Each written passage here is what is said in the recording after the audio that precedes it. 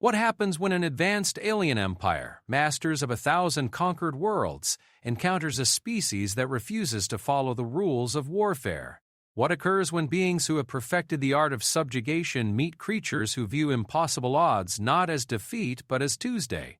The Zephyrian Empire had never faced resistance that lasted more than 72 hours. Their quantum disruptors could shatter planets, their psychic suppressors could break the will of entire populations, and their battle doctrine had remained unchanged for 3 millennia because it had never needed to change.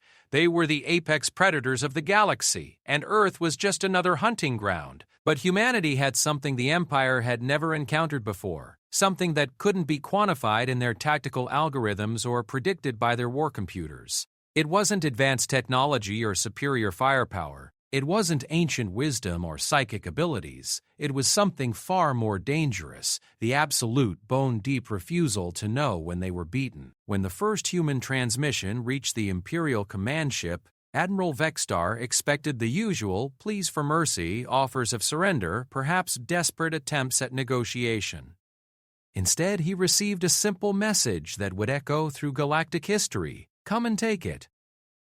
In the next few minutes, the Empire would learn why humans had a saying about cornered animals, and why sometimes the prey becomes the predator. The morning doctor said, Sarah Chen discovered that humanity was not alone in the universe started like any other Tuesday at the Arecibo Observatory. She was reviewing radio telescope data from the previous night's sweep when the computer flagged an anomaly that made her coffee grow cold in her hands.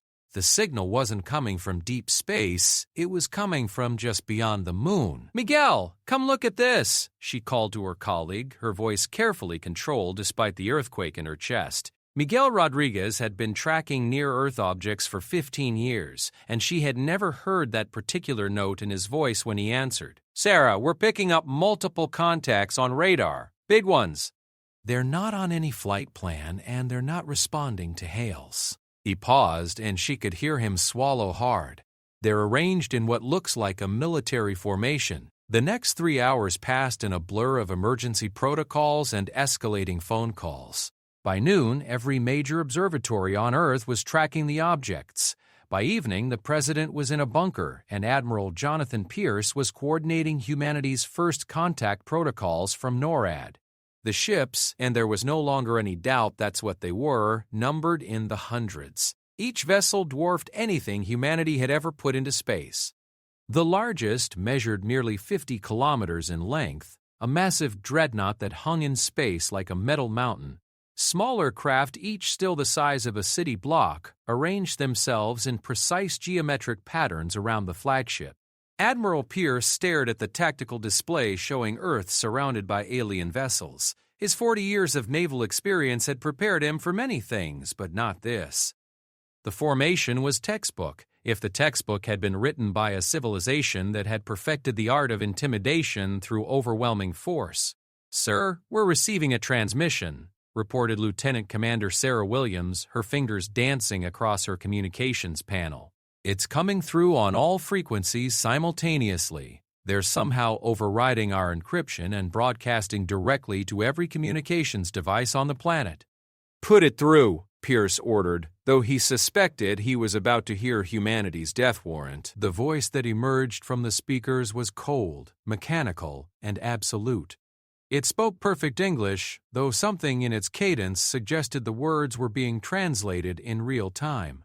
"Primitive inhabitants of the third planet, I am Admiral Vexstar of the Zephyrian Imperial Fleet. Your world has been selected for incorporation into the Empire. You will surrender your military installations, disable your weapons systems, and prepare for occupation. You have 1 rotation of your planet to comply. Failure to submit will result in the elimination of your species and the sterilization of your world." The transmission ended, leaving only static and the sound of Admiral Pierce's heart hammering against his ribs. Around the command center, officers stared at screens showing hundreds of alien warships, each one capable of reducing Earth's greatest cities to ash. "Options?" Pierce asked quietly. "Sir," said Colonel Martinez, his voice strained, "our most optimistic estimate suggests their smallest escort vessel outguns our entire nuclear arsenal. The big one." He gestured helplessly at the display. Sir, that thing could crack continents, Pierce nodded slowly. He had expected as much. Any civilization capable of crossing interstellar space would have technological advantages that made conventional resistance futile. But as he looked around at the faces of his staff, human faces filled with determination rather than despair, he realized something the Admiral Vexstar had failed to account for in his calculations. Humans had never been particularly good at doing the sensible thing. "Draft a response," Pierce ordered. "Send it on all frequencies, just like they did." "Sir, what should we tell them?" Pierce smiled, and there was something in that expression that would have given Admiral Vexstar pause had he understood the species he was dealing with. "Tell them this. Admiral Vexstar, this is Admiral Jonathan Pierce of the Earth Defense Force. We have reviewed your terms and find them unacceptable. If you want our world, come and take it." In orbit, Admiral Vexstar received the transmission with something approaching amusement. In 3,000 years of conquest, only twice had civilizations attempted to resist the Zephyrian Empire. Both times, the resistance had lasted less than 3 rotations before the survivors begged for the mercy of slavery. Vexstar species, the Zephyrians, had evolved from predators on a world where only the most cunning and ruthless survived. They were tall, lean beings with silver-gray skin and black eyes that reflected light like mirrors. Their society was built on the simple principle that strength determined worth, and for millennia they had been the strongest force in the galaxy. The Admiral examined the primitive planet below through his command chamber's vast viewport. Blue and green and white, it spun peacefully in the void, its inhabitants blissfully unaware that they had just signed their own extinction order. Their response was either madness or ignorance, but the result would be the same. "Commander Zeklos," he called to his tactical officer, "prepare the demonstration." Zeklos, a scarred veteran of 100 conquered worlds, manipulated his control interface with practiced efficiency. "Target selected, Admiral." The landmass the humans call Australia has a minimal population center on its eastern edge. The quantum disruptor is charged and ready. Fire. The beam that lanced down from the Zephyrian flagship was invisible to human eyes, but its effects were not. A section of the Australian outback simply ceased to exist. Where there had been red earth and scattered vegetation, there was now a perfectly circular crater 20 kilometers across and 5 kilometers deep. The edges were smooth as glass, and the bottom glowed with residual energy. On Earth, seismographs around the world registered the impact. Satellite feeds showed the impossible crater carved into the continent like a divine fingerprint.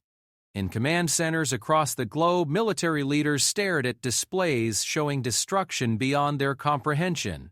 But in NORAD, Admiral Pierce's expression never changed. He studied the tactical display, noted the precision of the weapon, the efficiency of the demonstration.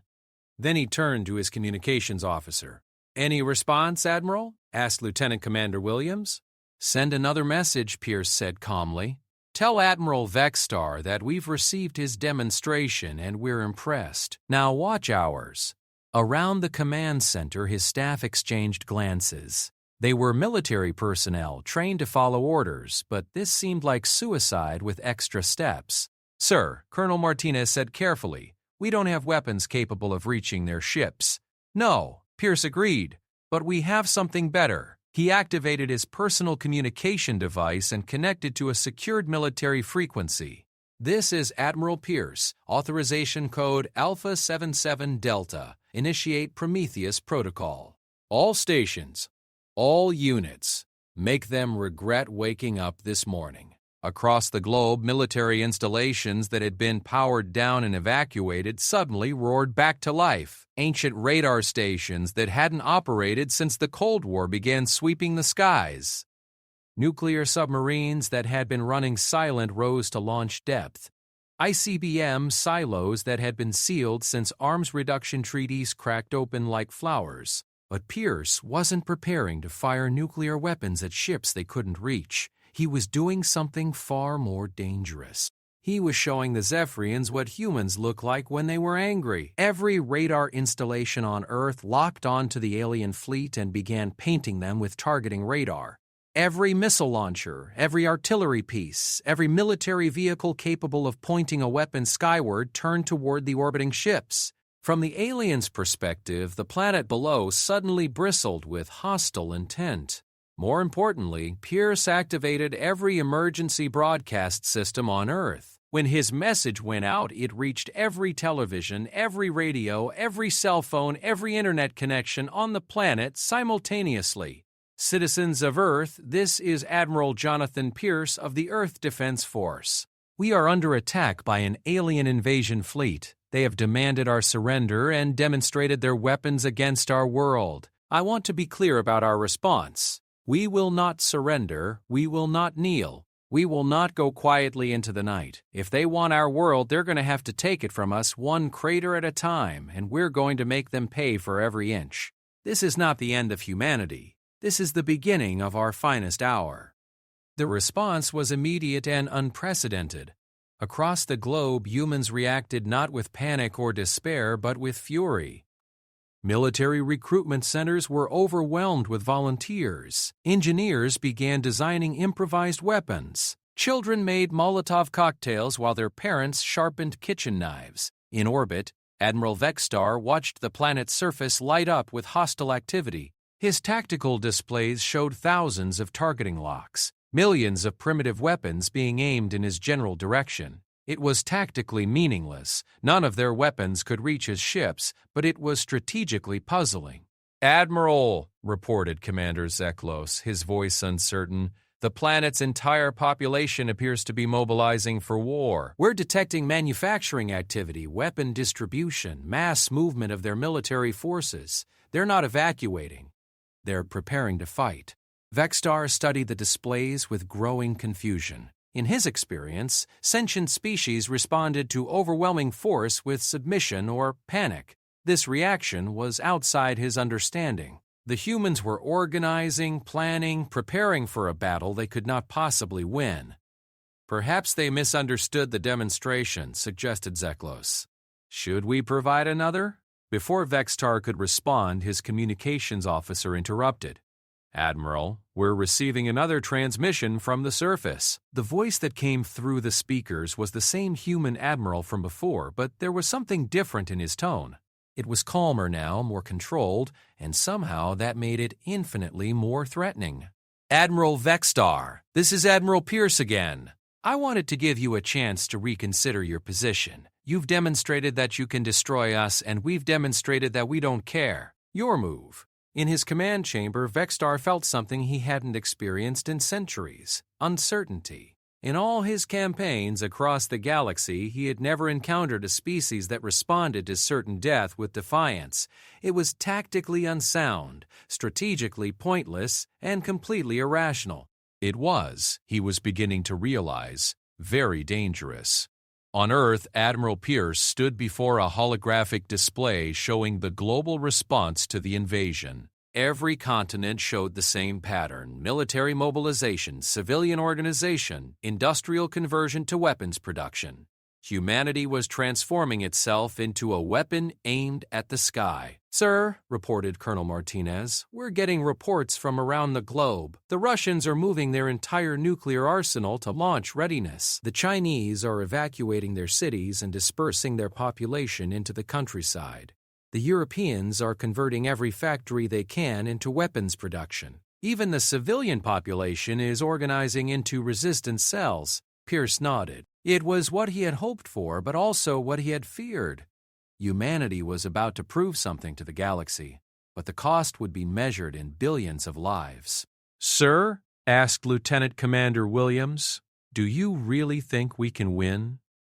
Pierce considered the question seriously. The Zephyrians had superior technology, superior numbers, and superior firepower. By every rational measure, Earth's chance of victory was zero. "No," he said finally.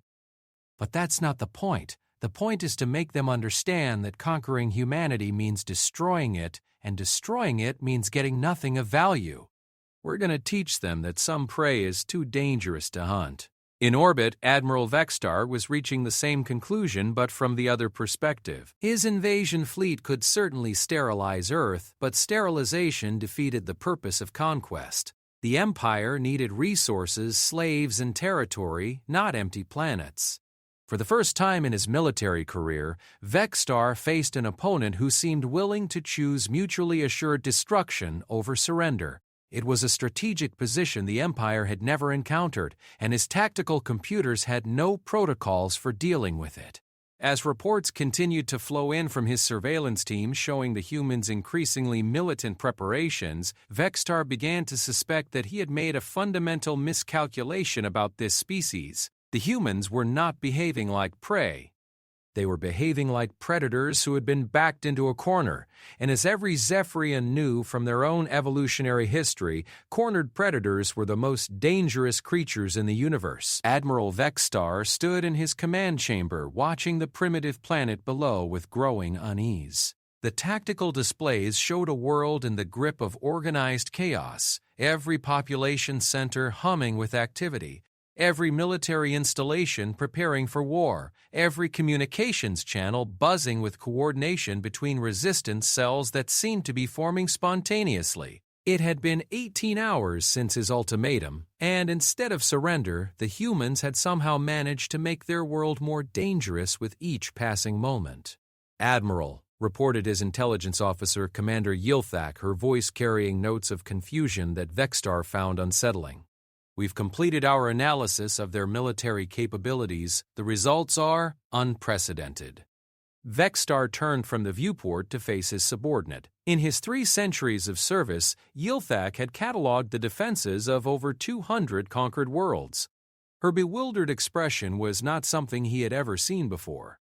"Explain." "Sir, the humans appear to have no unified command structure, no standardized weapons, and no coherent strategy.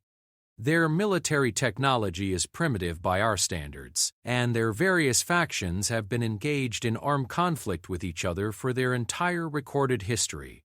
She paused, manipulating her data tablet with trembling fingers. "But sir, in the last 18 hours, they've somehow coordinated a planetary defense network more comprehensive than anything we've encountered in the Outer Rim." The display shifted to show a 3-dimensional map of Earth, dotted with millions of red markers. "Every red marker represents an active weapons emplacement, sir. Anti-aircraft installations, missile batteries, improvised rocket launchers, kinetic weapons, even primitive projectile weapons. They've positioned them in every possible location: urban areas, wilderness, underground facilities, mobile platforms." Vexstar studied the display with growing concern. "How many total emplacements?" "Over 14 million, sir, and the number is growing every hour."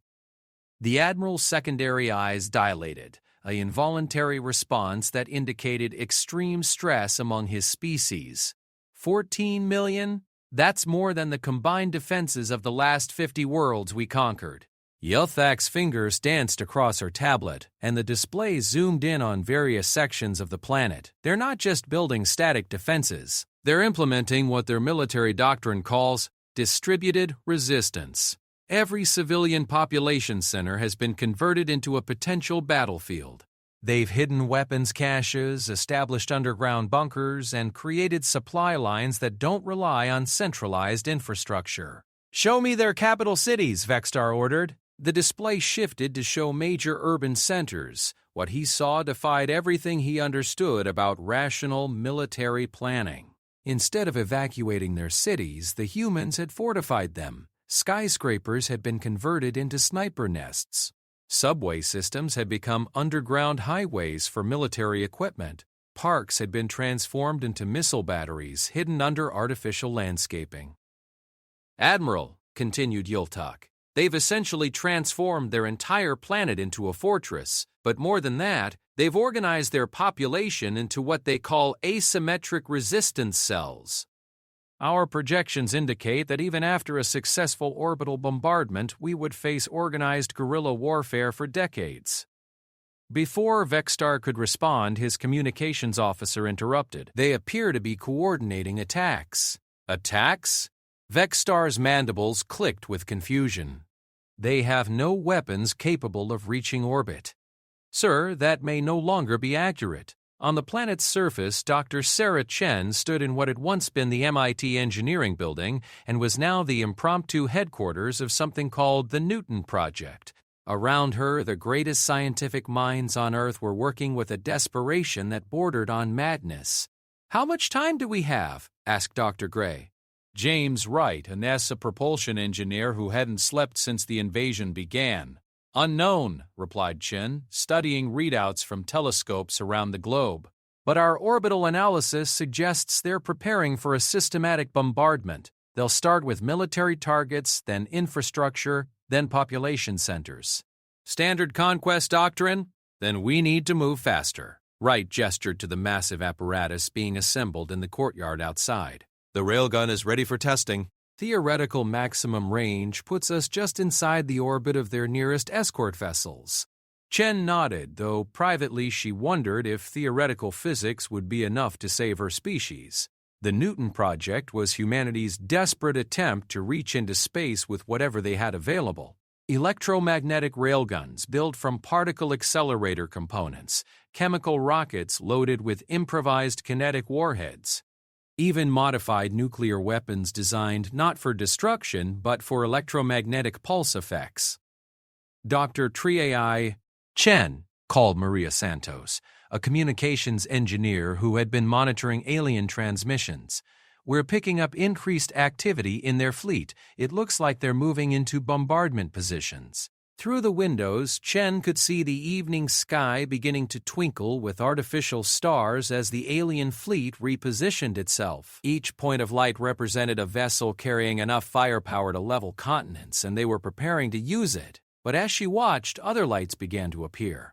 Rocket exhausts from hidden launchers around the globe, the electromagnetic flash of railguns firing from concealed positions, laser designators painting targets in orbit. Humanity was about to throw everything it had at an enemy that could swat their attacks aside like insects. It was going to be magnificent. The first human projectile to reach orbit was a modified ICBM launched from a mobile platform in the Siberian wilderness. Its nuclear warhead had been replaced with a kinetic penetrator designed by Russian weapons engineers working from pure spite and caffeine. The missile rose through Earth's atmosphere like a spear of fire and rage. Admiral Vexstar watched its approach on his tactical displays with something approaching respect. The weapon was primitive, but it was aimed with remarkable precision at one of his escort vessels. The ship's defensive systems could easily intercept it, of course, but the fact that the humans had managed to launch anything into orbit was tactically significant. "Destroy the projectile," he ordered. Commander Zeklos manipulated his controls, and a pulse of coherent energy vaporized the incoming missile. "Target eliminated, Admiral." "But, sir, we're detecting multiple launches from across the planet. Dozens of projectiles incoming." The next wave was more sophisticated. Electromagnetic railguns hidden in converted industrial facilities launched tungsten penetrators at significant fractions of the speed of light. Chemical rockets carried experimental kinetic warheads designed to fragment into thousands of smaller projectiles. Modified satellite launchers fired payloads that deployed clouds of metallic chaff designed to disrupt Zephyrian sensor systems. None of the attacks succeeded in penetrating the fleet's defenses, but their psychological impact was immediate and profound.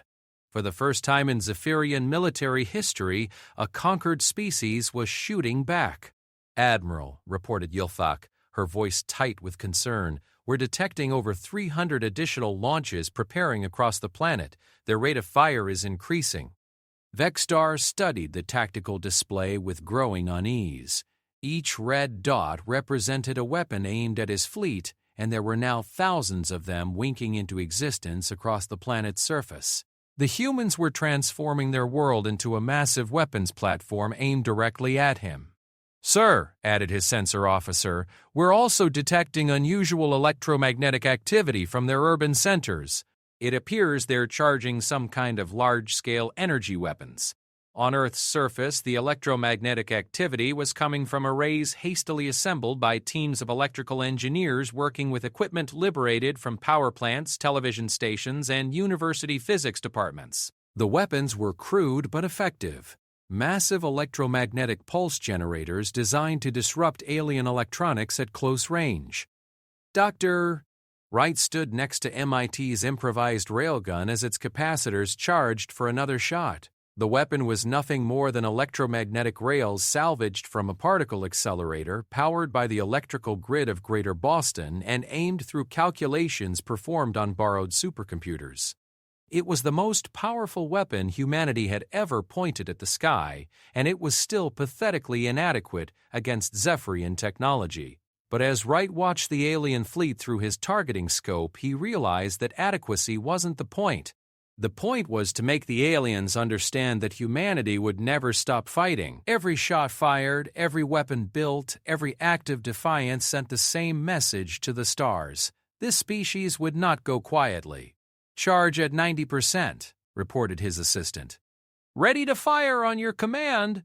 "Fire," Wright said quietly. The railgun discharged with a thunderclap that shattered windows for miles around. Its tungsten projectile screamed through the atmosphere at 12 kilometers per second, carrying with it the hopes and fury of an entire species. In orbit, Admiral Vex Star watched the projectile approach his flagship. His defensive systems could stop it easily, but he found himself hesitating. The weapon represented something he had never encountered in 3 millennia of conquest. A species that refused to accept the reality of their situation. "Sir," prompted Commander Zeklos, "the projectile will impact in 17 seconds. Shall I intercept?" Vexstar nodded, and the human weapon disappeared in a flash of directed energy.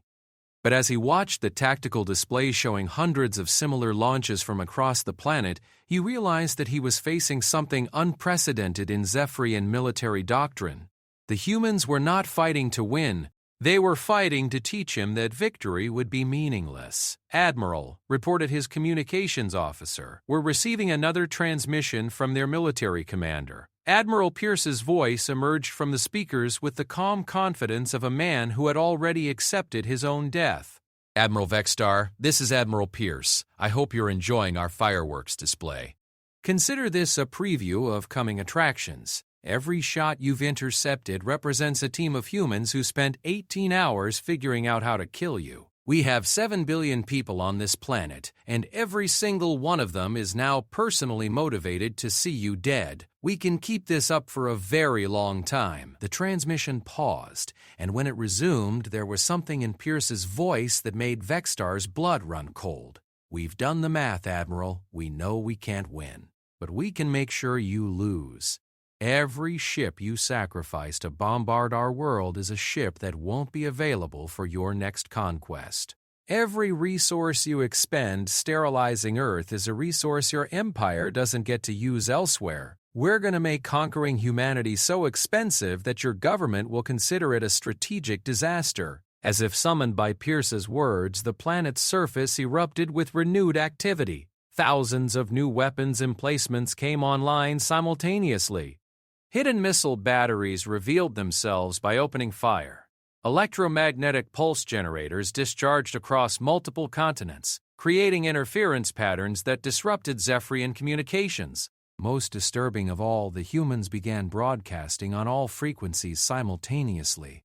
Not military communications or surrender offers, but something far more dangerous. Music, literature, historical records, philosophical works, and detailed accounts of human warfare throughout their history. "Admiral," reported Yilthak, her voice now openly worried, "they appear to be transmitting their entire cultural database to any species capable of receiving it. They're including detailed tactical analyses of our invasion, technical specifications of our ships, and strategic assessments of our military doctrine." Vexstar felt his secondary hearts begin to race. The humans weren't just fighting for their world. They were ensuring that every other species in the galaxy would know exactly how to resist Zephyrian conquest. They were turning their defeat into an instruction manual for future rebellions. "Sir," added his communications officer, "the transmissions are being broadcast with enough power to reach dozens of star systems. Any species with basic radio astronomy will receive them." For the first time in his military career, Admiral Vexstar found himself facing an enemy whose defeat would be more dangerous than their victory. The humans were transforming themselves into a cautionary tale that would inspire resistance movements across the galaxy for generations. As another wave of kinetic projectiles rose from the planet's surface, Vexstar realized that he was witnessing something unprecedented in galactic history. The humans weren't just refusing to surrender, they were refusing to die quietly. And in making that choice, they had transformed from a simple conquest target into something far more dangerous. A symbol of resistance that would outlive their species and haunt the Empire for centuries to come. The tactical display showed hundreds of new launches from the surface, each one aimed with growing precision at his fleet. The humans were learning, adapting, improving their weapons with each shot. They were turning their impending extinction into a masterclass in asymmetric warfare that every species in the galaxy would study. Admiral Vexstar stared at the primitive planet below and realized that he was no longer conducting a conquest. He was bearing witness to the birth of a legend. The third day of the invasion dawned with Earth's skies ablaze with artificial meteors. The Zephyrian fleet had begun its systematic bombardment at sunrise, targeting military installations with surgical precision. Each quantum disruptor pulse erased another piece of human civilization, but for every installation destroyed, 3 more seemed to emerge from hiding. Admiral Vexstar stood in his command chamber watching destruction rain down on the planet below and wondered why victory felt so much like defeat.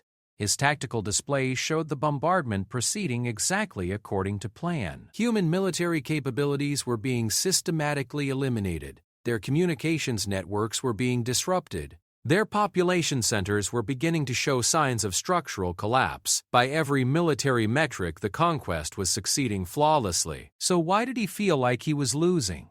Admiral, reported Commander Zeklos, his voice carrying undertones of exhaustion that spoke to the strain of continuous combat operations. We've destroyed 87% of their identified military installations. Projected completion time for total military suppression is 6 hours.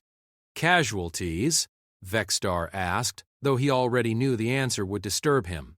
Minimal, sir. We've lost 2 escort vessels to coordinated kinetic bombardments, and several ships report minor damage from electromagnetic pulse attacks. Total Zephyrian casualties are 17 dead, 43 injured. Vexstar nodded, but the numbers felt wrong. In previous conquests, casualty reports have been sources of satisfaction, proof of the Empire's overwhelming superiority. These numbers should have been cause for celebration. Instead, they felt like an accusation. "What about human casualties?" he asked quietly. Zeklos consulted his display with obvious reluctance. "Estimated at 47 million and climbing, sir." However, the humans continue to increase their resistance rather than decrease it. Every population center we've targeted has responded by revealing additional hidden weapons and launching coordinated counterattacks. On the planet's surface, Dr. Sarah Chen crouched in the ruins of what had been the MIT campus 3 hours earlier. The Newton Project's primary facility was gone, reduced to a crater of fused glass and metal, but the project itself had evolved beyond any single location. Across the globe, thousands of improvised research teams were building increasingly sophisticated weapons from whatever materials they could salvage. Dr. Chen, called Marcus Thompson, a 20-year-old engineering student who had aged a decade in the last 3 days, "We've got the mobile railgun online. Range is limited, but we can reach low orbit." Chen looked up from the quantum mechanics equation she'd been scribbling on a piece of cardboard. Around her, the emergency laboratory bustled with activity as teams of scientists and engineers worked with the focused intensity of people who knew they were living in humanity's final hours. "Good. Target the nearest escort vessel and fire when ready." She turned back to her calculations, working on a theoretical framework for something that couldn't possibly work but which represented humanity's last chance for meaningful victory. "Dr. Chen," Thompson's voice was hesitant, "the weapon has maybe a 1% chance of penetrating their defenses. Shouldn't we wait for better targeting data?" Chen looked up at the young man and smiled sadly. "Marcus, the weapon doesn't matter. The math doesn't matter. Whether we hit them or miss them doesn't matter. What matters is that we keep shooting until we can't shoot anymore. Every shot we fire is a lesson for the next species these bastards try to conquer." She gestured to the communications array that had been cobbled together from university equipment. "Our real weapon isn't kinetic energy or electromagnetic pulses, it's information. Every attack we make, every tactic we try, every way we fail, all of it is being broadcast to every corner of the galaxy. We're writing the instruction manual for how to make the Zephyrian Empire bleed." Thompson nodded slowly, understanding dawning in his eyes. He turned back to the railgun and began the firing sequence, but Chen could see that he now understood why the mathematics of success were less important than the mathematics of teaching. In orbit, Admiral Vexstar was beginning to comprehend the same terrible equation. Each human attack was tactically meaningless, but strategically catastrophic. The primitive kinetic weapons couldn't penetrate Zephyrian shields, but they forced the fleet to reveal defensive capabilities that would be studied by potential enemies for centuries. The electromagnetic pulse attacks didn't damage ship systems, but they demonstrated exactly which frequencies could disrupt Zephyrian electronics. The coordinate assault patterns didn't threaten fleet integrity, but they provided detailed intelligence on Imperial tactical responses. The humans weren't trying to win a battle, they were conducting the most comprehensive military intelligence operation in galactic history, and they were broadcasting the results in real time to anyone capable of listening. "Sir," reported his intelligence officer, "we've completed analysis of their broadcast transmissions. The data includes detailed sensor readings of our ships, tactical assessments of our weapon systems, response time calculations for our defensive networks, and comprehensive psychological profiles of our command structure." Vexstar felt his stomach drop. "They're studying us." "Yes, sir. More than that, they're sharing everything they learn. The transmissions are being received by at least 47 star systems, including several species that the Empire has marked for future conquest." The Admiral turned back to his viewport, staring down at the blue-green world that was supposed to have been a simple addition to the Empire's territorial holdings. Instead, it had become a school for insurrection, and every moment the battle continued was another lesson in how to fight Zephyrian forces. "Admiral," his communications officer interrupted, "we're receiving another transmission from the human command." Admiral Pierce's voice emerged from the speakers, but the calm confidence had been replaced by something harder and more dangerous. "Admiral Vexstar, this is Admiral Pierce reporting from Strategic Command Bunker 7. I assume you've noticed by now that we're not fighting you the way we fight each other. We're fighting you the way humans fight superior predators, with tools, intelligence, and absolute refusal to submit." The transmission paused, and Pierce's next words carried the weight of species speaking to species across the void. "I want you to understand something about my people, Admiral. We've been prey before. We've faced extinction events, ice ages, supervolcanic eruptions, asteroid impacts, and our own nuclear weapons. Every time, we've survived by being too stubborn to die and too clever to give up. You're just the latest in a long line of things that were supposed to kill us." Pierce's voice took on a different quality, almost conversational. "You know what's interesting? Our mythology is full of stories about heroes facing impossible odds. David and Goliath, the 300 Spartans, the Battle of Britain, Stalingrad. We tell these stories because they represent something essential about who we are as a species. We're the people who charge machine gun nests with bayonets because someone needs to do it."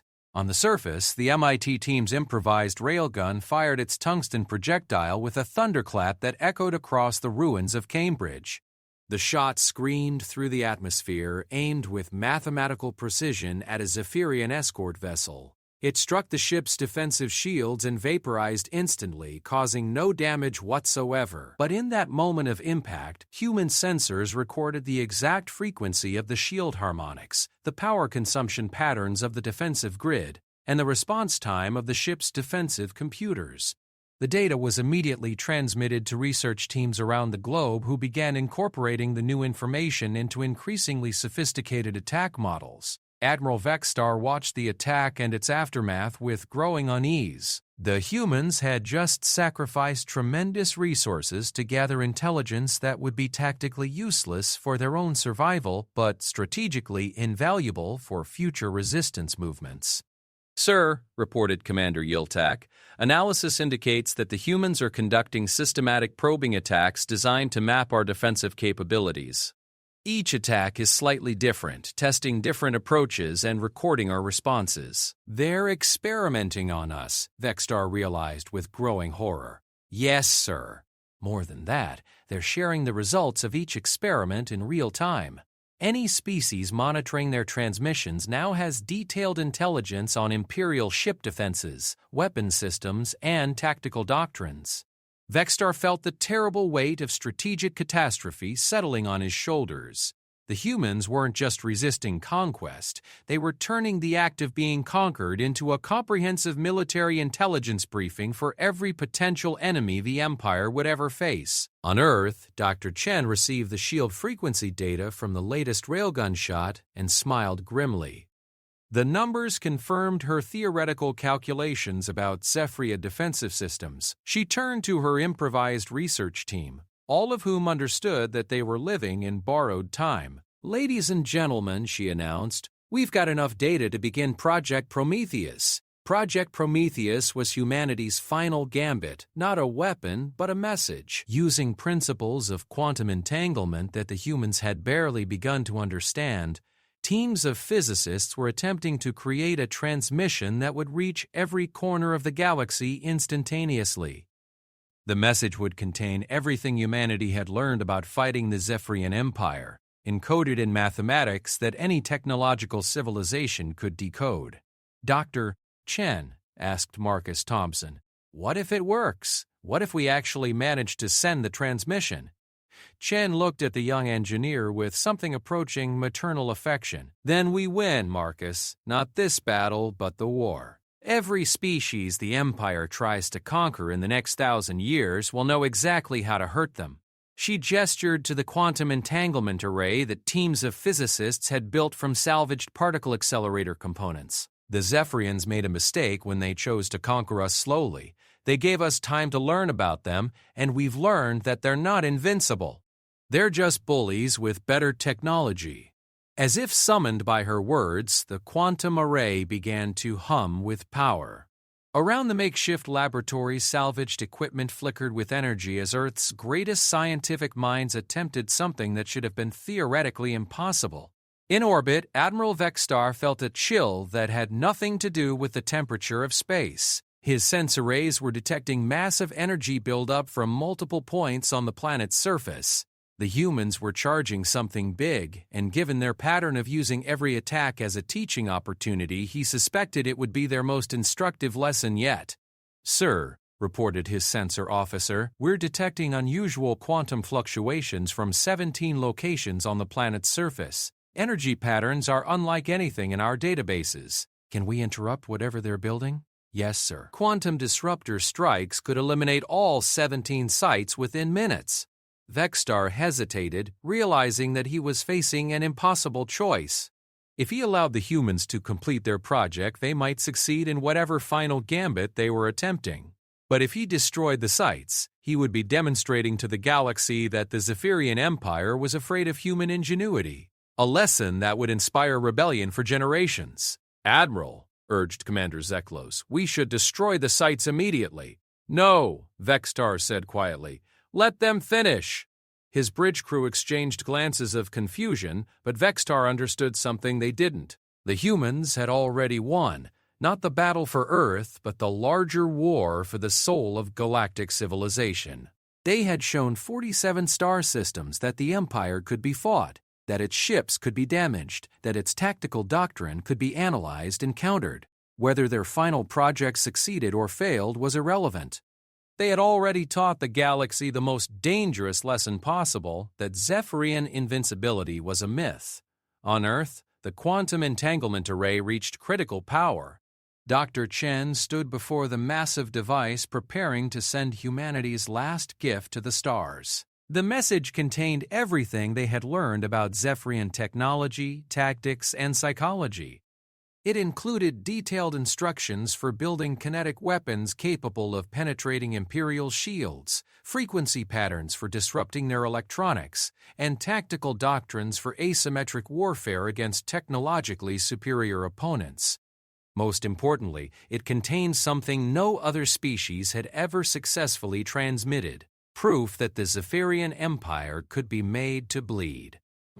Initiating transmission, Chen announced and pressed the activation key. The quantum pulse that erupted from Earth traveled faster than light, carried by principles of physics that humanity had only recently discovered. It reached the nearest star systems in seconds, the far edges of the galaxy in minutes. Everywhere it touched, civilizations received humanity's final message: detailed instructions for making the Zephyrian Empire pay for every conquest. Admiral Vexstar watched the quantum pulse emanate from the planet below and realized that he had just witnessed something unprecedented in galactic history.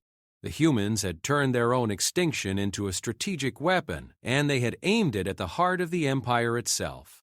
For the first time in 3 millennia, the Zephyrian Empire faced a future where conquest would no longer be certain, where resistance would be informed and coordinated, and where the very act of expansion would inspire increasingly effective opposition. The humans had lost their world, but they had won something far more valuable. They had taught the galaxy how to fight back, and in that moment of terrible victory, Admiral Vexstar understood that the war was far from over. It was just beginning. Admiral Vexstar stood in his command chamber, watching the afterglow of the quantum pulse fade from his sensors, when his communications array exploded with activity. The transmission hadn't just reached distant star systems, it had awakened something much closer to home. "Admiral," reported his communications officer, her voice tight with disbelief, "we're receiving multiple signals from across the local star group." "Sir, these aren't human transmissions. We're being contacted by other species." Vexstar felt his secondary heart stutter. In 3 millennia of conquest, no species had ever attempted to interfere with an active Imperial campaign. The thought that primitive civilizations would dare to contact his fleet during an invasion was so far outside military doctrine that his tactical computers had no protocols for the situation. "How many contacts?" he asked quietly. 17 confirmed signals, sir. More coming in every minute. They're all broadcasting on frequencies that the humans included in their transmission data. The first voice that emerged from the communications array spoke perfect Zephyrian, though the accent suggested the words were being translated in real time. "Zephyrian Admiral, this is Captain Thexala of the Andorian Free Fleet. We have received and analyzed the human transmission.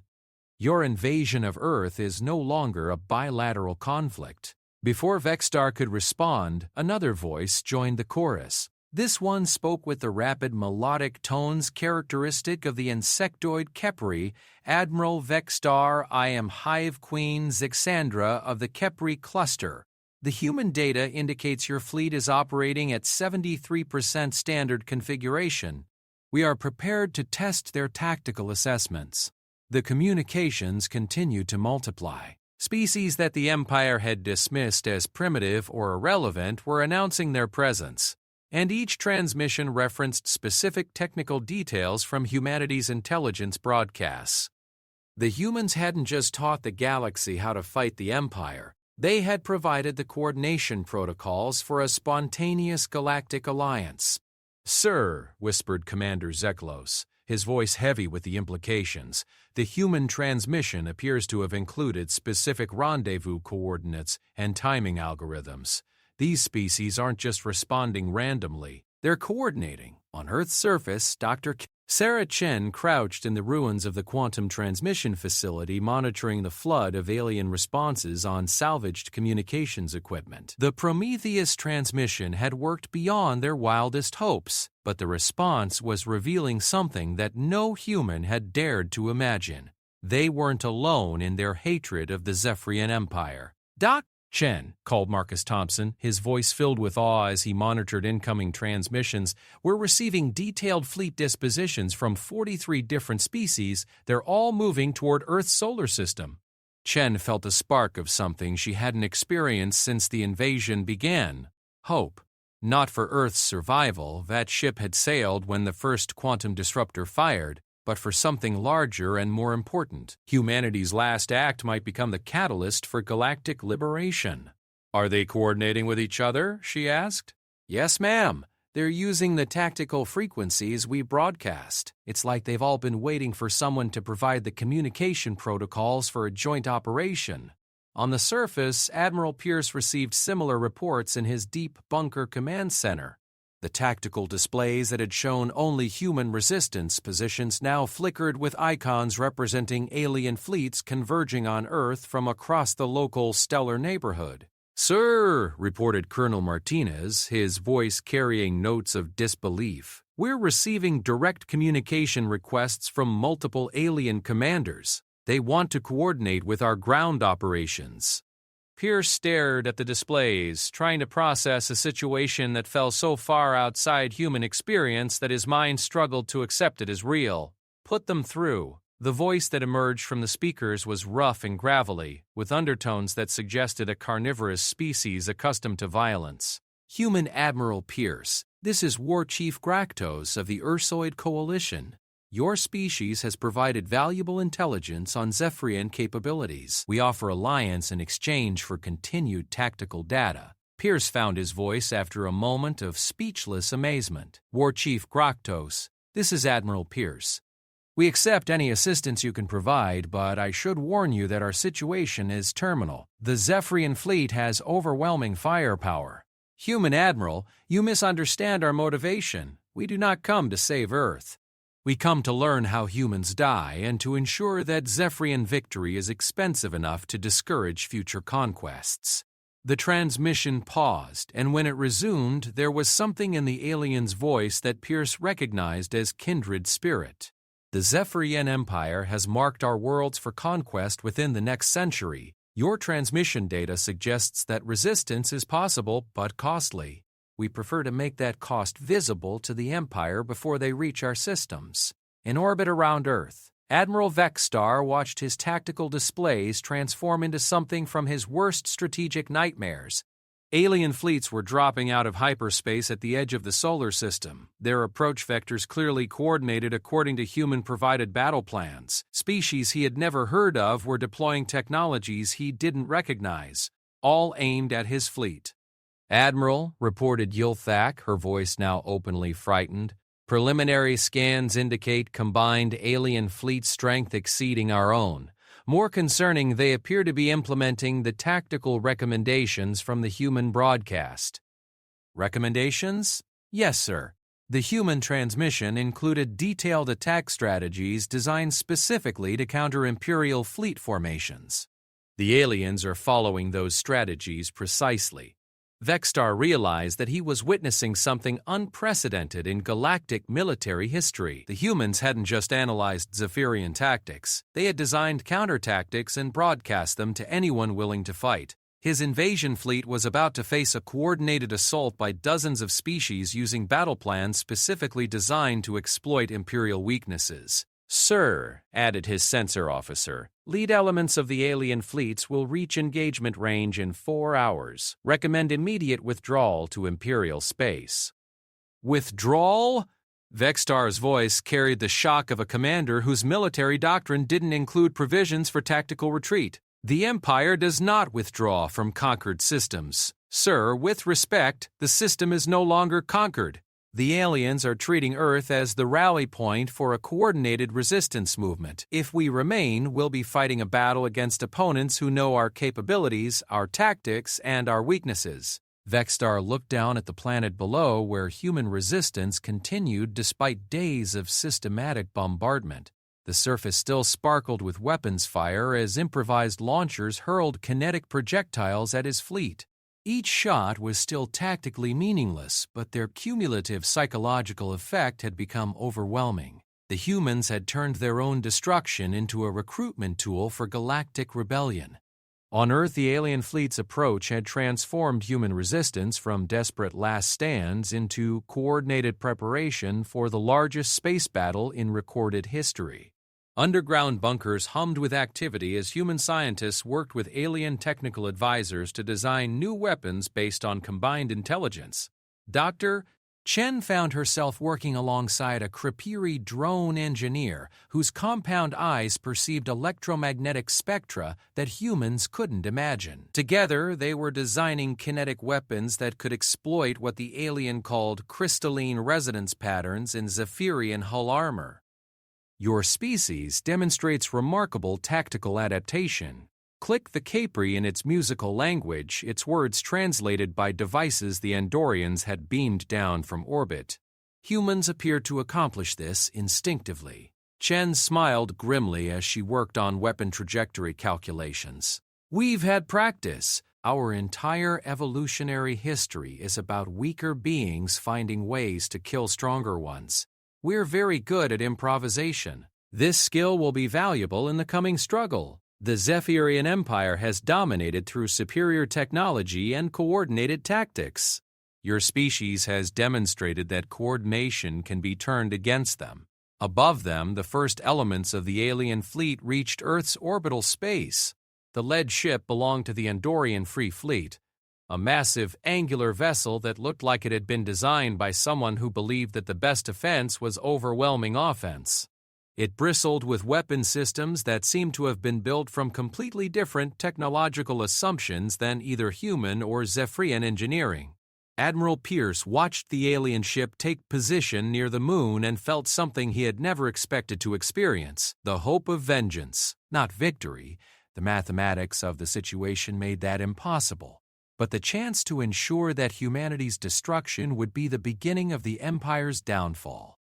"Human Admiral," came the voice of the Andorian captain, "recommend you prepare your surface assets for supporting fire missions. Captain Thexala, our surface weapons can't significantly damage Zephyrian ships."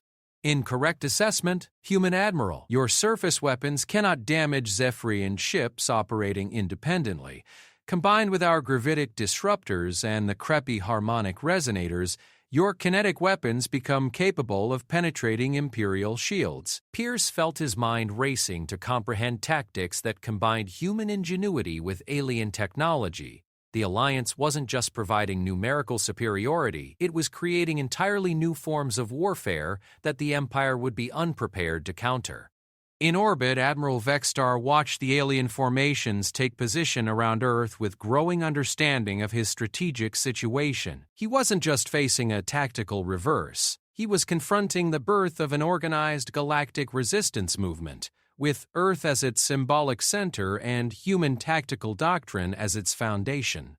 "Admiral," reported Commander Zeklos, "the alien fleets are requesting communication. They're offering terms for our withdrawal." Terms? Vextar had never heard the word applied to Imperial operations. The Empire didn't negotiate with primitives. Yes, sir. They're proposing that we evacuate the system immediately, and in return they won't pursue us into Imperial space or share human intelligence data with additional species. Vexstar studied the tactical display showing dozens of alien ships surrounding his fleet. Each icon represented a species that had been overlooked or dismissed by Imperial intelligence, and each ship carried weapons designed according to human analysis of Zephyrian vulnerabilities. He was outnumbered, outgunned, and facing opponents who had detailed knowledge of his capabilities while keeping their own capabilities hidden. More importantly, he was facing the possibility that retreat would be less damaging to the Empire than the complete destruction of his fleet and the intelligence victory it would provide to the Resistance. "Sir," urged Yiltak, "recommend immediate withdrawal. A tactical retreat preserves the fleet for future operations and denies the enemy a strategic victory." For the first time in his military career, Admiral Vexstar found himself considering the possibility that some conquests might be too expensive to complete. The humans had transformed their world into a trap, and he had walked into it thinking he was claiming a prize. "Signal the fleet," he ordered quietly. "Begin withdrawal to the hyperspace limit." As the Zephyrian ships began their retreat from Earth's orbital space, Admiral Pierce stood in his bunker command center and watched something impossible happen on his tactical displays. The most powerful military force in galactic history was withdrawing from a backwater planet whose greatest achievement had been splitting the atom. "Sir," reported Colonel Martinez, his voice filled with wonder, "the alien fleets are requesting permission to establish permanent monitoring stations in the outer system. They want to turn Earth into a coordination center for resistance activities." Pierce nodded slowly, understanding that humanity had achieved something far greater than survival. They had become the spark that ignited galactic freedom, and their world would be remembered not as another conquered planet, but as the place where the Empire learned to retreat. On the surface, Dr. Chen emerged from the underground laboratory and looked up at a sky that no longer sparkled with weapons fire. The invasion was over, but the war was just beginning. Humanity had paid for its victory with 47 million lives and the partial destruction of their civilization. But in return, they had given the galaxy something it had never possessed: proof that the Zephyrian Empire could be defeated. As alien ships took position around Earth and the first resistance coordination meetings began, Chen realized that her species had discovered their true place in the cosmos. They weren't the strongest or the most advanced, but they were the ones willing to teach others how to fight. And in a galaxy full of species waiting for someone to show them the way, that might be the most important role of all. 5 years after the Battle of Earth, Admiral Vextar stood in the ruins of what had once been the Imperial High Command on Zephyria Prime. Through the shattered transparasteel windows of the war room, he could see the smoke still rising from the capital's industrial district, where resistance fighters had destroyed another weapons manufacturing facility the night before. The galaxy had learned humanity's lessons well. "Admiral," reported what remained of his staff, a handful of officers who had survived the systematic dismantling of the Empire's military hierarchy. "We've received intelligence reports from the Outer Rim territories. The rebellion has reached the Kepler sector." Vextar nodded wearily. The Kepler sector was one of the Empire's oldest and most stable territorial holdings, conquered over 2 millennia ago. Its rebellion meant that nowhere in Zephyrian space was safe from the virus of resistance that humanity had introduced to the galaxy. "What triggered it?" he asked, though he suspected he already knew the answer. The local governor attempted to increase tribute quotas to compensate for production losses in other sectors. The subject species responded with coordinated industrial sabotage and guerrilla warfare. "Sir, they're using the Human Tactical Manual." The Human Tactical Manual. 5 years after Earth, every resistance movement in the galaxy possessed detailed copies of humanity's final transmission.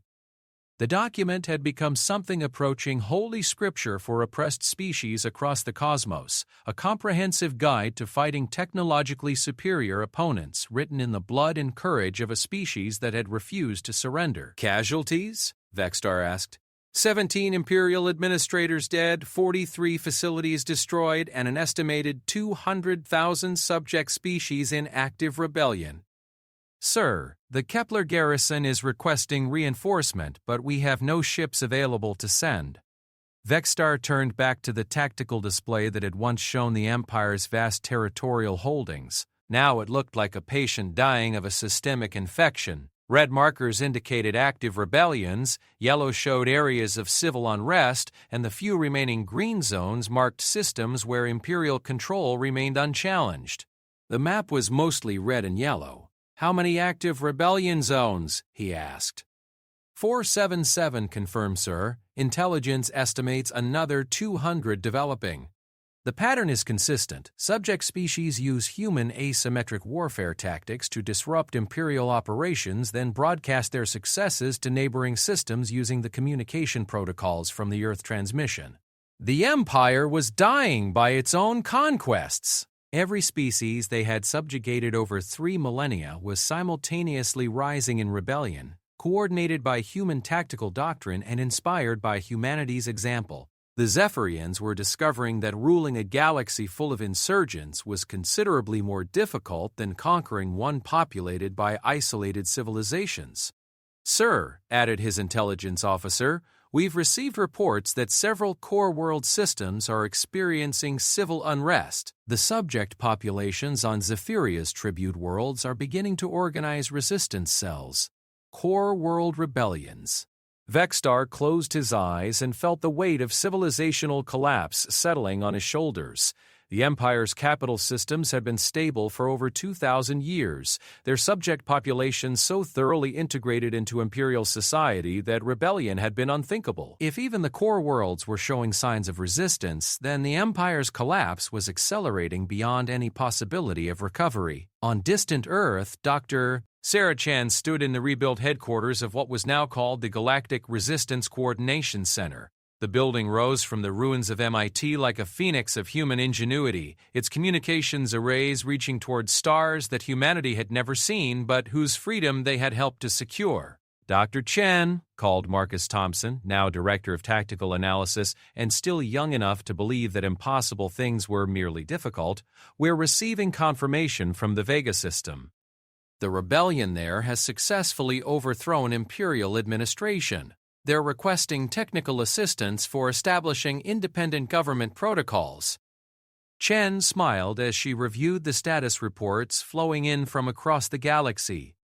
The mathematics of revolution were elegant in their simplicity. Once enough systems rebelled simultaneously, the Empire lacked the resources to suppress them all. Humanity's sacrifice had provided the initial equation, but the galaxy's oppressed populations had solved it themselves. "What's the current count?" she asked. 437 confirmed liberations, with more being reported daily. The Zephyrian Empire now controls less than 30% of its former territory, and that percentage is shrinking every week. Chen nodded, though her expression remained somber despite the strategic victories. Liberation came at a cost, and the war that humanity had ignited was being fought by billions of beings across hundreds of star systems. The death toll was staggering, but it represented something that had never existed before in galactic history, the choice between freedom and safety. "Any word from the Andorian Free Fleet?" she asked. "Captain Thexala reports successful operations in the Rigel sector. The Andorians have liberated 7 systems in the last month and are moving toward the Inner Rim territories. They're using the combined tactics we developed during the Earth operation. The combined tactics. During the 5 years since Earth's liberation, human military doctrine had evolved in cooperation with dozens of alien species, each contributing their own technological and tactical insights. The result was a form of warfare that the Empire's rigid military hierarchy couldn't counter, flexible, adaptive, and constantly evolving based on shared intelligence and coordinated operations. "Dr. Wilker's," Chen Thompson continued, "we're also receiving requests for assistance from species that haven't been conquered yet.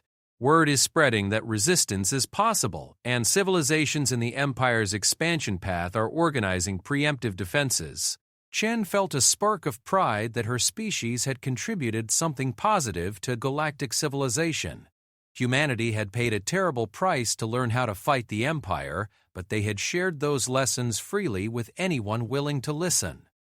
The result was a galaxy where technological superiority no longer guaranteed conquest and where cooperation between species could overcome even the most overwhelming military force. On Zephyria Prime, Admiral Vextar received a priority communication from the Imperial Senate, though Imperial Senate was increasingly a generous description of the handful of officials who still maintained the pretense of governing a collapsing empire. "Admiral," came the voice of Senator Keltaney, one of the few senators who hadn't fled the capital or joined growing number of Zephyrian defectors, "the Senate requires an assessment of our current strategic position." Vextar looked around his ruined command center, thinking of the irony that the galaxy's former apex predators were asking for strategic assessments from their former victims. "Senator, our strategic position is hopeless. We lack the resources to maintain control over remaining territories, and every day of continued resistance operations further depletes our military capabilities. What are our options?" Vextar considered the question seriously, though the answer had been obvious for months. "We can continue fighting a war we cannot win, or we can begin negotiations for a managed transition to whatever political structure emerges from the rebellion." The transmission was silent for a long moment. When it resumed, Senator Kelthane's voice carried the exhaustion of a species confronting the end of its dominance. Admiral, the Senate is prepared to authorize you to explore diplomatic options. 3 months later, Admiral Vexstar stood in the main conference hall of the Galactic Resistance Coordination Center on Earth, surrounded by representatives of 217 species that had once been subjects of the Zephyrian Empire. The negotiations had taken weeks to organize, primarily because no one in galactic history had ever attempted to negotiate the dissolution of a multimillennial interstellar empire. The terms are straightforward, announced Dr. Chen, who had somehow found herself serving as humanity's representative to the galactic community they had accidentally liberated. Complete cessation of Imperial expansion and subjugation activities, withdrawal from all currently contested systems, and recognition of the sovereignty of all species seeking independence.